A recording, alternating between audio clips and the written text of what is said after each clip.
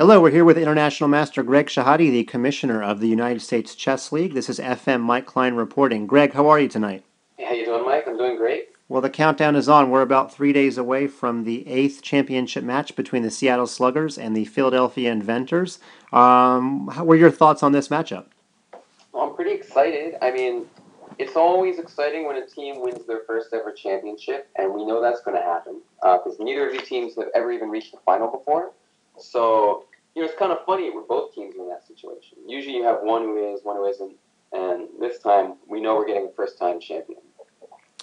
Now, when I talked to your dad a few days ago, he said that the Philadelphia team from the 1970s in the old league made it to the finals. Have you Yeah, ever looked into this old league, or do you know anything about it? And have you tried to, I make, do.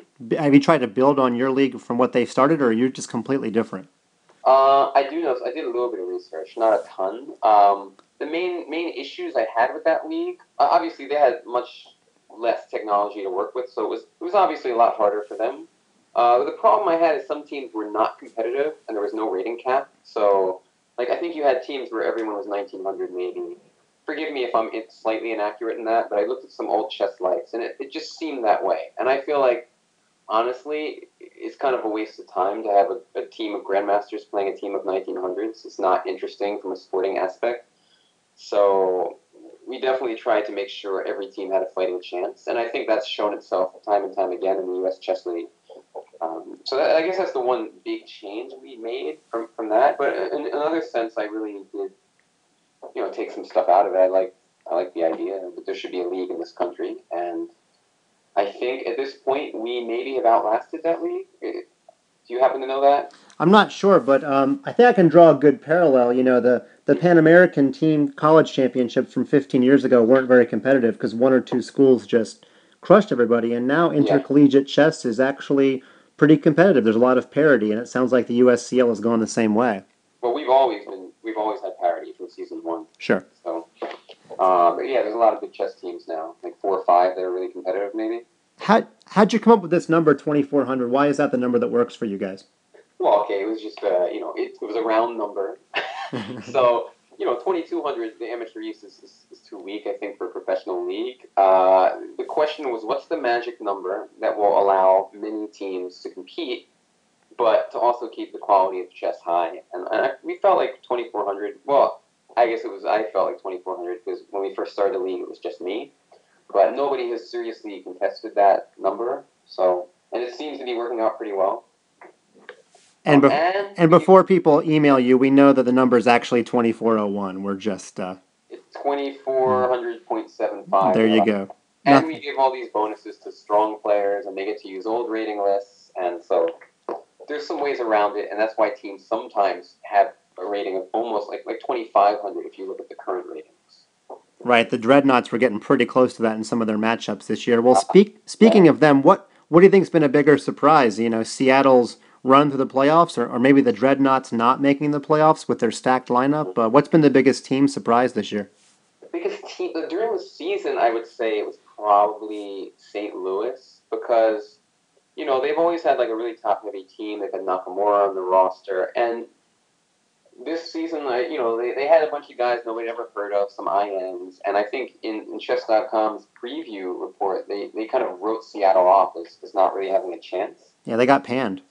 Yeah, and they were wrong because what you forget is sometimes the difference between an IM and GM, especially when that IM is extremely hungry and young and improving, is not that clear. And you could tell Knapin on board 2 for St. Louis is basically a grandmaster. And board 3, Brigazzi also played pretty close to the grandmaster level. So they were a really dangerous team. And I think, they got a little unlucky in the playoffs, of course, which is what happens sometimes. But they really shocked a lot of people. And they're only going to get better because they have the school in the area now. And they're going to have a huge pool of young, talented players to pull from, kind of like Dallas always does. So I wouldn't be shocked to see them near the top of the division for many years in a row. Now, when St. Louis gave you their lineup at the beginning of the season, be honest, had you ever heard of Priyad Harshan Kanapin? No, has no, I any, have not. has anybody ever dominated the MVP race like he has? Maybe you're right. Maybe nobody has. I mean, because he did it on such a high board. You get fewer points than lower boards, but when when you go, what do you get, 8.5 out of 9? Or something Um, crazy, I think it right? was 8.5 out of 10. I think he had I'm not seven. counting the playoff game though. Right. I think he played every week. I could be wrong, but yeah. And number two was Dov Gorman, who played almost exclusively on board three. So you're right. Being able to do that on board two is tough. But he won by 7.5 points. I just don't know if that's the biggest winning margin ever. I'm not sure. It might be. I mean, honestly, we changed the MVP rules slightly this season. We gave slightly more weight to the lower boards because what happened last year is you had Will Fisher going 8.5 out of 9 on board 4. You had Conrad Holt going like he had some 6 score on board 3. Like he split his time between board 2 and 3 and went like 7 out of 8 or 7.5 out of 9, and that they didn't win. And we were like, well, if you win almost every single game, and then a guy who goes +4 on board 1 beats you, it's like you're never going to have a chance to win on board 3 or 4. So we made it like a little more we gave a little more help to the lower boards. They still have to perform more impressively than boards 1 and 2 do, but I don't know. It's just something that we changed. Well, But Canopin would have won it anyway in the system. I want to get back to Seattle and Philly, but before I do, one more Sure. question about the Archbishops. Was there any chance that Feingold could have played some matches while in Slovenia? Is that allowed under the rules, or did he talk about that at all or anything? It's legal. We weren't asked about it, but I mean, they can play one game off site. Yeah. He was such a big boon to the team this year. He did really well on board one. Indeed, indeed, he's a good player. Yeah, but no, credit to him. He had his focus was on the World Juniors or the World Youth, I should say, and his team did very well over there. Oh, well, I don't know whose team was who, but yeah, we had a lot of great performances in the World Youth. San Francisco. I mean, they had 2 players on their roster finishing the gold and silver in the under 12, so that was pretty impressive. It certainly was. Well, what about this Seattle Sluggers team? I mean, we had Joshua Sinanen tear it up with the white pieces mostly. Mm-hmm. What do you know about Joshua Sinanen's play? Did it surprise you this year? Surprised me? I mean, I wouldn't say surprised me because he's always been a solid performer in the league. I believe he's a former All-Star for board 4. And now he's moved up to board 3, but he's been slowly improving throughout time. Because I think his first season in the league, he was not even 2,200. And with the white pieces, I agree. He plays a really tough style, like a nice kind of positional, sharp style that seems to cause people fits. And I mean, I'm not surprised that he does well. I mean, he's a pretty strong and solid player. I mean, you're always surprised when somebody has like a huge plus score because he's playing tough opponents every week. But it seems like maybe his team regards him as a one-trick pony. He's played, I think, 7 out of 8 games as white. That's kind of strange to play so many games with one color, isn't it? It is. It could be a coincidence, but maybe they have some strategy involved. I'm not sure. Well, Philadelphia got color choice for the finals because they had a better regular season record. Correct. But it seems like this might be the year where color choice matters quite a lot since Akobian and Sinanen just did so awesome as white, and them being on boards 1 and 3, they're going to have to take black in the finals. Have you ever had a finals where color choice seems to have mattered so much? I mean, I haven't thought about it. I mean, usually I would say the first board takes white, just because I feel like color usually matters more amongst the top players. Um, I don't know how. I mean, we didn't see Cinnamon play that much with black this year. Maybe he would have won every game with black too. Who That's knows? true. That's true. Uh, but yeah, I mean, it's certainly nice to have that choice. Well, when I talked to Sergei Ehrenberg a few days ago, he told me that he'd never even been approached by anybody from the USCF about joining the national team and switching affiliations. Do you think that he's that world class of a player that he could help the U.S. national team? Oh, definitely. I mean, it's close. I mean, okay, we have our top 3 boards who are pretty much set, if I'm not mistaken. I think they're all like 2,700-ish FIDE or plus. But then we got like 2 more boards where it's all really close, and he would be in the mix for sure. I'm not sure exactly if he's number 4, number 5, number 6 in the country, but he would be very competitive with all those players, and he definitely could offer something to the team. But there's another reason to become a U.S. player is the U.S. Championship. I mean, what a great tournament that is to get to play in every year. And you would have that opportunity also. So that's like the reason I would feel like I would switch federations, just to be able to play in that wonderful tournament. Yeah, I guess I know he's very proud of his Israeli roots, and I'm Of sure course. he might get some invitations because he's a foreign player in the U.S., but you're right. That U.S. Championship, the conditions are so nice and the prize fund so sweet that Hmm. I'm sure it's going to be an interesting decision. But it almost seems like maybe he's going the way of other chess players and becoming a professional in other realms. Do you feel that same way about him? Oh yeah, I feel like chess is his kind of his passion, but he's focused on his career, which is why I feel like he's not using his conditions that often. Why I would probably go for the U.S. Championship, but I'm sure he has many reasons for keeping his federation the way it is. Although if I was part of the U.S. team, I want all the I would want all the firepower we can get, all the potential top players. I would definitely give them a call and be like, "Hey, Sergey, you can be useful." And other guys like that too, like Georgi Pashishvili, Tamaz Gilashvili, who are not U.S. Federation, who are very strong and could potentially be our fourth or fifth player. Right. Because Well, you want to have as many options as you can. Whoever's playing well, it'd be nice to have them in the mix. I agree with you, and hopefully some of the higher ups at USCF will listen to the interview. If so, give Yeah, Greg a call. He will pass on Sergey's contact info. yeah. Doesn't hurt to try. Well, what about some of the other things that occurred this season? We had a few controversies in the league, and I know they're handled differently this year. I guess the big one would be Grandmaster Rogelio Barcenia. He only played one match this year, and he won it, but then he lost it. Tell us more about what happened. I mean, it's kind of an unfortunate situation for everybody. Basically, what happened is during his game, he won the game. It looked like a totally normal game. Nothing weird happened at any point. But it was detected that he had an engine running, at least at the end of the game, and he was switching from the ICC console into another program during the game. Um, So, based on that and looking at our rules, it pretty much says you're not allowed to do that. And people are kind of paranoid. I mean, you have a league where you don't even get to see your opponent. So, like, even if we don't think somebody is cheating, which we did not believe he was cheating in that game, based on the moves, based on a lot of different factors, there was no reason to believe any foul play actually occurred. However, if you're playing a game and you find out your opponent was switching all the time, had Houdini open at some point during the game, you're gonna not trust the integrity of the league.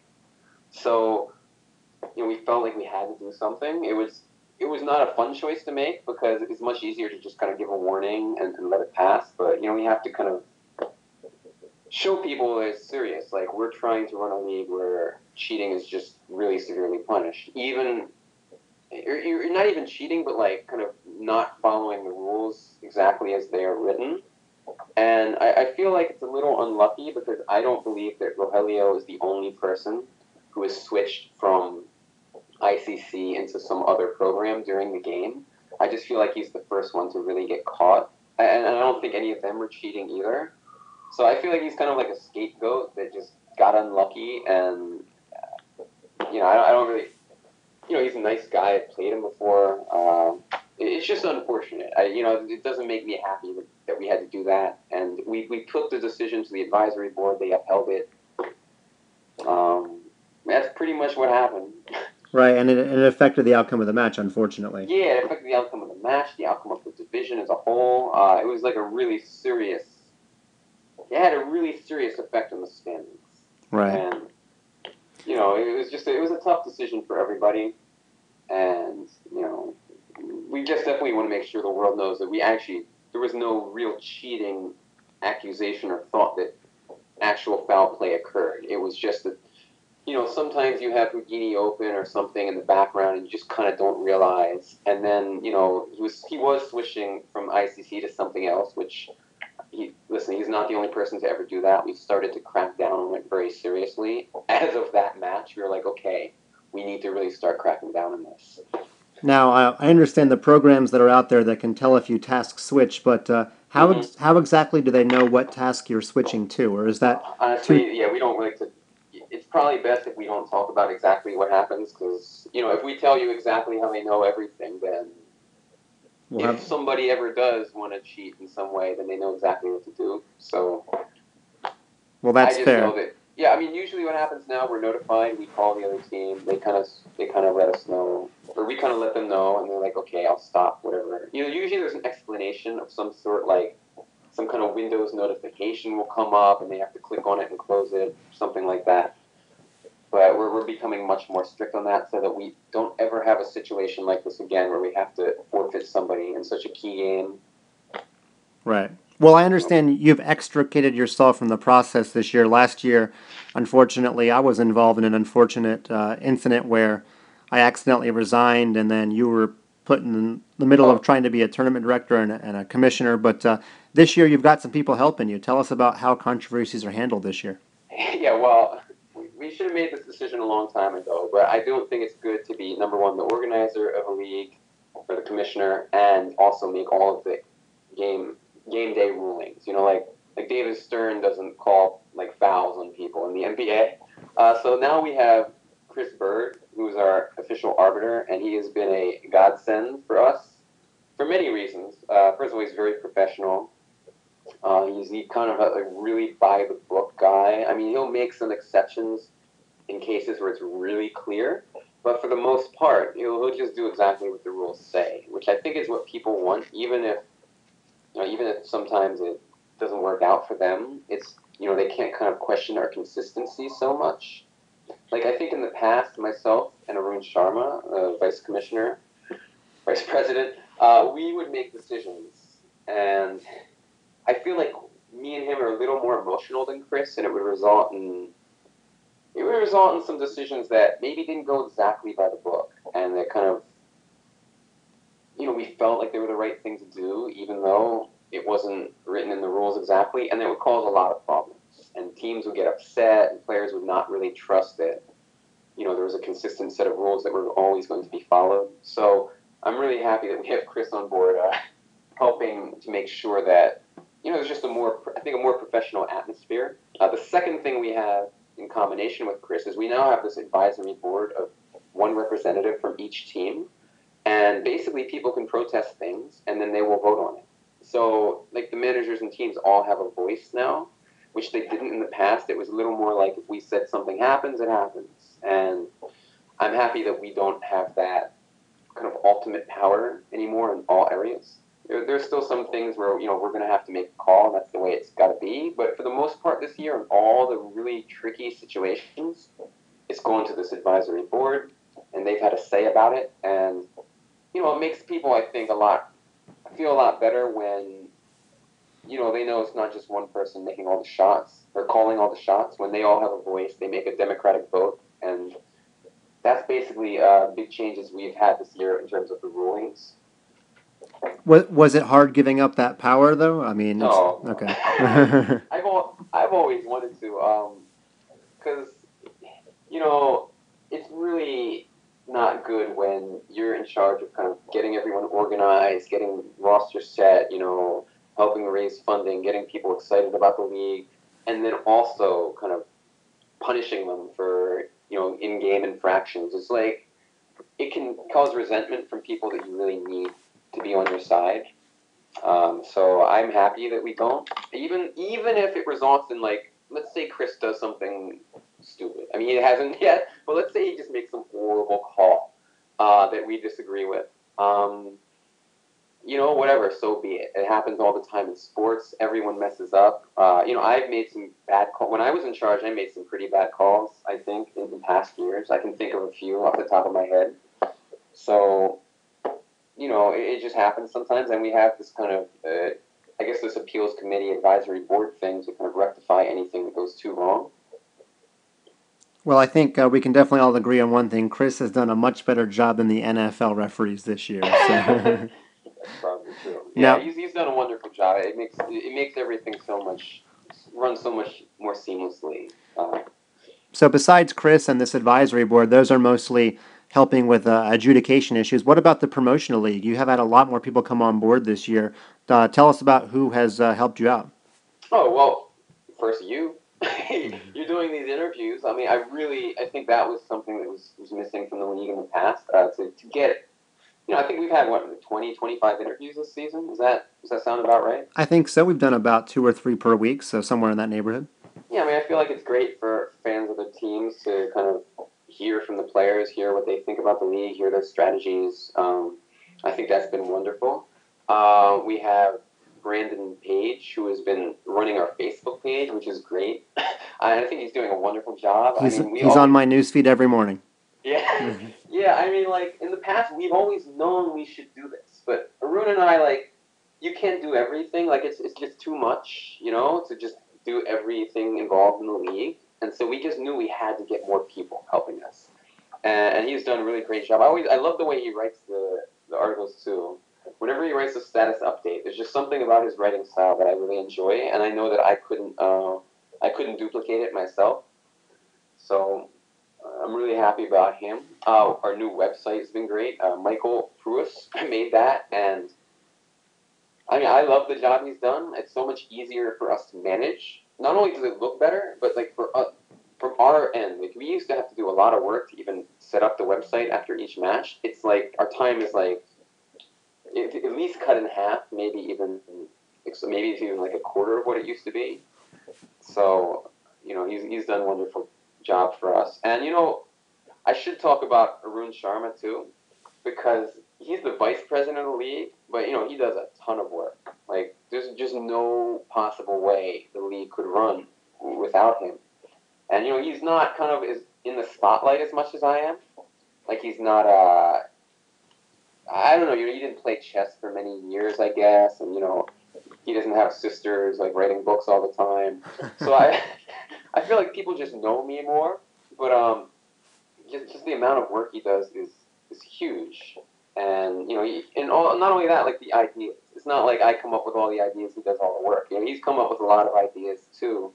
I started it, but since then we've made a lot of adjustments based on kind of like I would say like shared agreements, but it was more like we'd argue about things extremely violently for like a week or two, and then finally one of us would kind of either compromise a little bit, and slowly we're changing things, changing the rules, but I think for the better for the most part.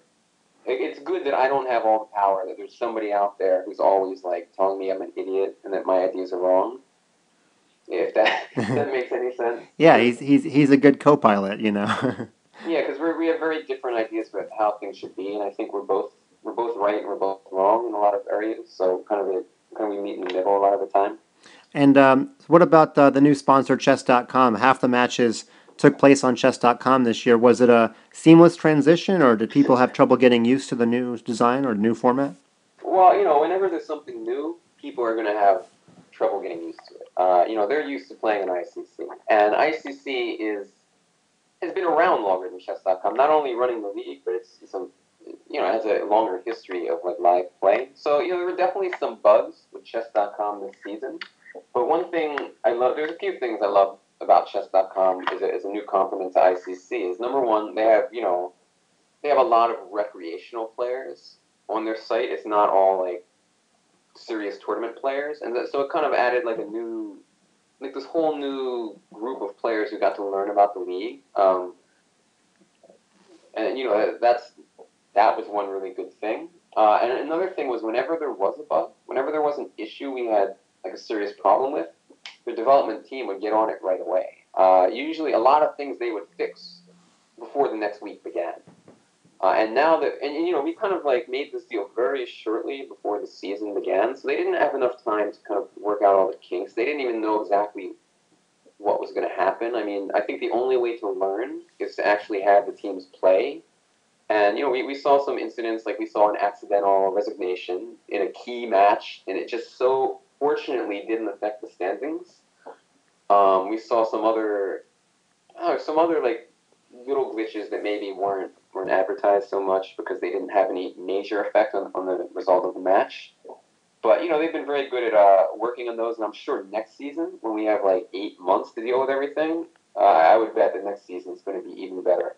Now, when I saw the news at the beginning of the season that Chess.com and ICC would sort of co-sponsor the league and co-host the matches, it kind of seemed like Nike and Reebok sponsoring the Super Bowl or something. It seemed like two sort of competitors in the business world going at it. Is there any friction between the two working together like this?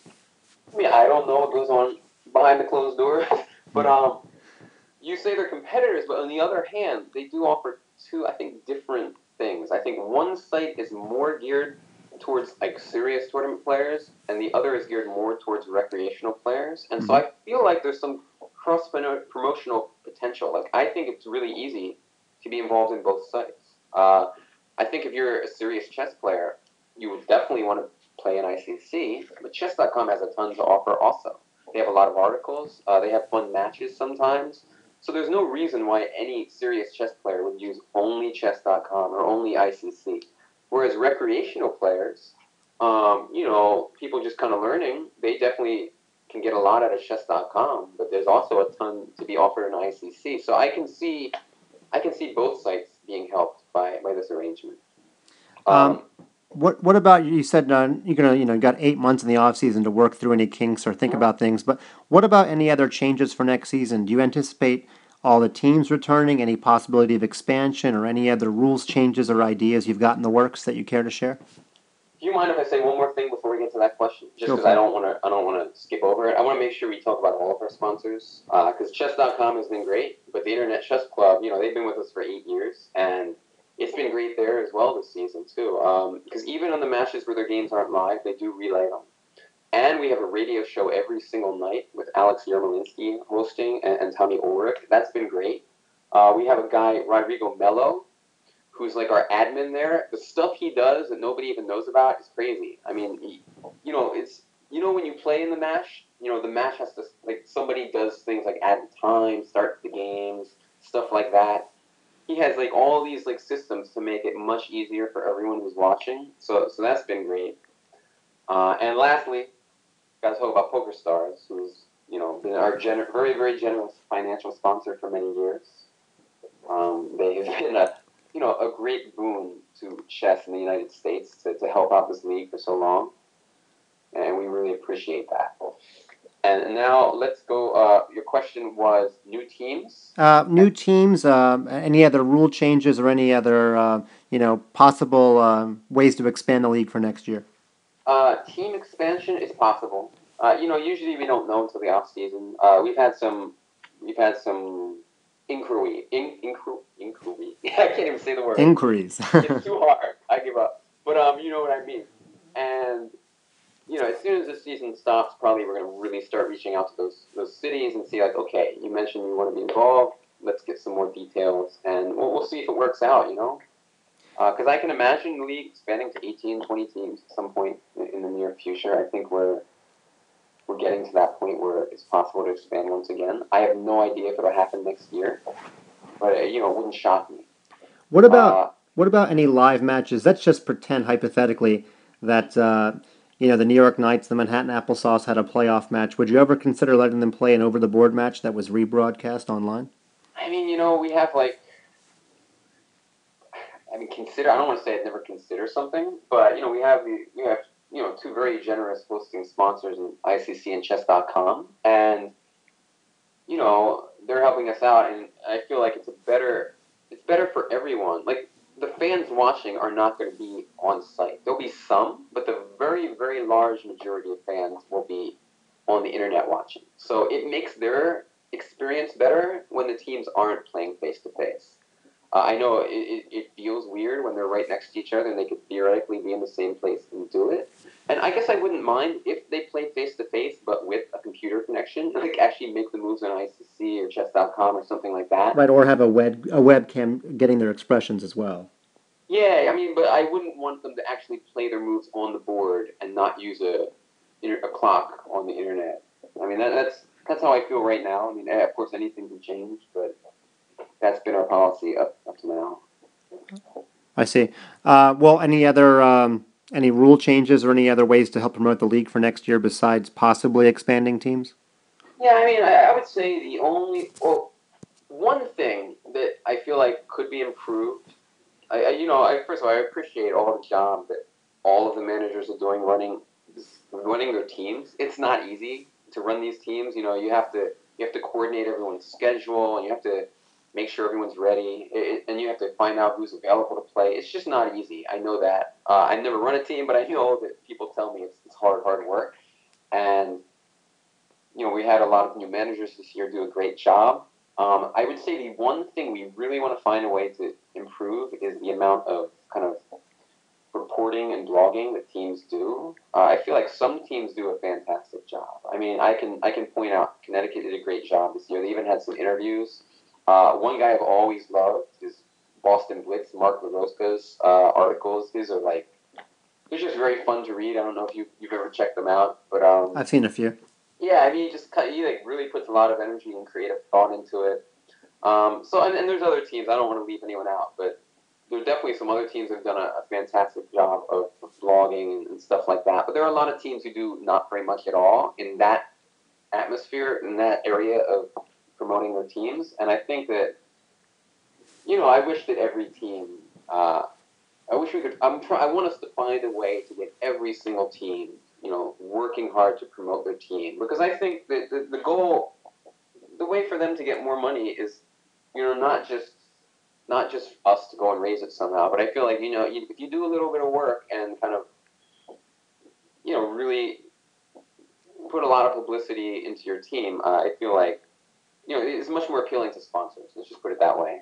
So that's one thing I really want to find a way to improve. Rules changes, we have some ideas. We actually, we have this new advisory board. We've kind of put some rule suggestions out to them and had them vote on things, and they voted on some changes. But I guess, stuff to do with time controls and number of players in the roster, stuff like that. Nothing's completely official yet, but there will most likely be some changes next year, but nothing drastic. And it should be noted you were praising the Managers League that two of the managers that made the finals are also benefactors to their own teams. So is that a pretty common thing with the 16 teams to have the managers, support the team financially? I would say some teams do. I wouldn't say it's that common. Maybe 25% of the teams, and I'm just totally guessing. I don't even know the details of what goes on between, the teams don't have to report to me what they're doing. So I actually was not aware of certain financial details, I guess.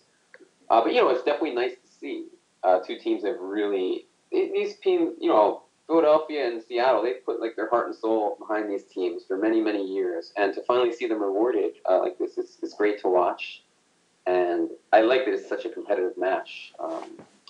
It's really hard to say who's going to win this one. Yeah, I have no idea either. Now, if it does get tied 2-2, they will go to a tiebreaker. Tell us about exactly how the tiebreaker works. The tiebreaker, yeah. The first season, we were trying to figure out how to do it.